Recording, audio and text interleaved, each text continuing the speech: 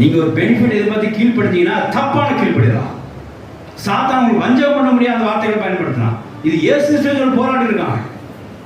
இப்படி கீழ்படுத்தி எல்லாம் தருவேன். ஆனா இயேசு கிறிஸ்துவோட நோக்கம் என்ன தெரியுமா? இயேசு மெய்யான கீழ்படி. இது வந்து சாத்தான் உங்களுக்கு கீழ்படுகிறது சொல்லி கொடுத்த விதமாய் இந்த வசத்தை வாசித்தோம். இப்படி சொல்லி கொடுக்குறான், எல்லாம் நான் தருவேன், அங்கே போனால் தருவேன், இங்கே போனால் தருவேன். ஏதாவது ஒரு காரணம் ஒருத்தர் அரசாங்க வேலைக்காக இன்னும் கீழ்படுத்திருக்கார் பாஸ்டர். அரசாங்க வேலை கிடைக்கும் கிடைக்கும் கிடைக்கும்னு சொல்லிட்டு பாருங்க. இப்படி தான் கீழ்படுதல் இருக்கு தவிர மெய்யான கீழ்படுதல் கிடையாது. மெய்யான கீழ்படுதல் என்னன்னு பார்த்தோம்? உங்கள்கிட்ட உள்ளதை இங்கே கொடுக்கணும். You should not expect the benefits. அதான் அந்த பெனிஃபிட் உள்ள கீழ்படுதல் தான் மெய்யான கீழ்படுதலாம். ஆனா இந்த கீழ்படுதல் எப்படி இருக்கு? ஒரு பெனிஃபிட் எதிர்படி, ஒரு ஆதாயத்தை எதிர்படி நீங்க வந்து ஒரு ஆளுக்கு கீழ்படுத்திருக்கீங்களோ அல்ல ஒரு காரியத்தை கீழ்படுதல், அது மெய்யான கீழ்படுதல் அல்ல. அது சாத்தாமல் காண்பித்த ஒரு வஞ்சகமான கீழ்படுதலாம்.